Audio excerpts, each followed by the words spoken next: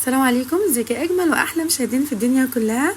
يا رب دايما تكونوا بخير وفي احسن حال. النهارده هنعمل الحواوشي بطريقه خطيره ومميزه والطعم حكايه كالعاده ان شاء الله. هنعمله بطريقه رهيبه يا بنات وفي منتهى اللذاذه كمان وفي منتهى السهوله في قلب البيت. بس لاول مره تشوفوا قناتنا اضغطوا لايك وسبسكرايب للقناه، تحت الفيديو كومنت حلو منكم ودعوه من قلبكم ليا. ولو عجبكم الفيديو يا بنات شيريه، يا ريت تشيروه ما بين اصحابكم عشان الفائده بتاعه الفيديو طبعا. شايفين الجمال ده؟ كريسبي كده من بره يا بنات، واخد التتبيله الرهيبه بتاعتنا ولذيذ قوي من جوه طري وفي منتهى اللذاذه. شايفين كده قطمه كده من الحواوشي على الكاتشب كمان على الشيبسي في منتهى الجمال. عشوة او غدا لذيذ وفي منتهى السهوله، وكمان بتعمليه في قلب البيت موفر جدا جدا جدا كمان. شايفين العظمه والجمال ده؟ نص كيلو لحمه مفرومه يا بنات هتعملي كميه كبيره جدا من الحواوشي. نص كيلو لحمه بس، او لو عندك ربع كيلو كمان والله ممكن يعمل كميه كويسه. لو حطيت عليه جزر بالمبشره فرمتيه، وكميه بصل كويسه، وكمان الفلفل الرومي والفلفل الشطه كمان هيعمل احلى واجمل كميه جميله. انا عملت نص كيلو لحمه مفرومه، عملنا الكميه الحلوه دي كلها بمنتهى السهوله في قلب البيت. عندك جريل هتعملي عليه، عندك طاسه على البوتاجاز، في فرن البوتاجاز، اي حاجه هتمشي معاكي ومش هيقول لا. الحواوشي على الشوايه، اي حاجه متوفره، توستر، اي حاجه تمام. يلا كده نشوف مقاديرنا والطريقه بتاعتنا. بس يا ريت يا بنات لو اول مره تشوفوا قناتنا اضغطوا لايك وسبسكرايب للقناه، وتحت الفيديو كومنت حلو منكم ودعموا من قلبكم ليا ودعمونا باللايك.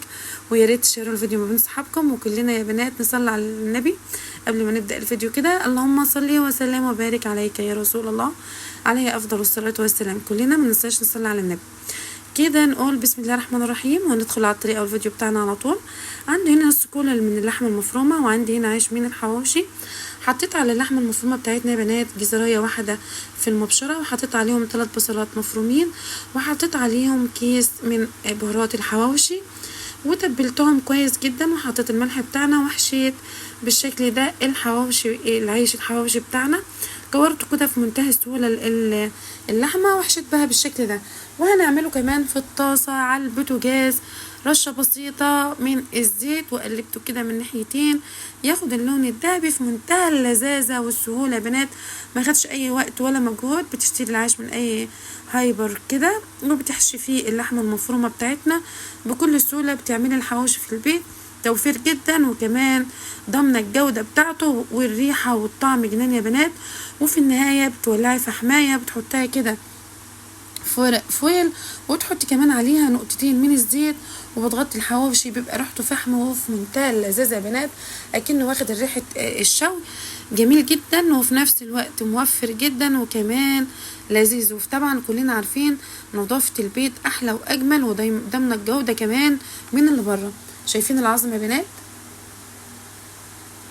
بتقلبي كده من كل النواحي، بتقلبه كمان عشان ياخد كل حاجة اللون الذهبي كريسبي كده من بره وفي نفس الوقت طري. والحشوة جميلة جدا يا بنات، رهيبة جدا، طعمها لذيذ قوي. بتسيبها كمان كده ساعتين تاخد من طعم بعضها او ساعة.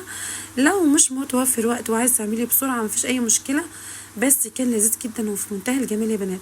بتقلبي كده هي يدوب رشة زيت في الاول، ولو نشفت منك الطاسه بتبقى رشه بسيطه التاني، وبتقلبي كده من كل النواحي. ويا ريت كمان طاسه غير لاصقه. بتقلبي من كل الاتجاهات كده بياخد اللون الذهبي الجميل، واللحمه بتستوي وفي منتهى الجمال وفي منتهى السهوله. شايفين العظمه دي؟ لو وصلت هنا من الفيديو ما تنسوش اللايك بتاع الفيديو يا بنات، ولو عجبك الفيديو شيروه ما بين اصحابكم. شايفين الجمال ده والعظمه دي؟ ما اخدش اي وقت يا بنات ولا مجهود. عندك الكاتشب كده بتحط بوله وتحط كمان فيه الكاتشب. عندك شيبسي متوفر مش موجود يبقى المخلل، وكده قضيتي احلى غدوه معاكي او عشوه زي ما تحبي. شايفين الجمال؟ كان في منتهى العظمه يا بنات. كده كريسبي من بره واخد اللون الذهبي الخطير ده، وكمان طري من جوه في منتهى الجمال واللذاذه. ضمن الجوده بتاعته والطعم كمان خطير، احسن من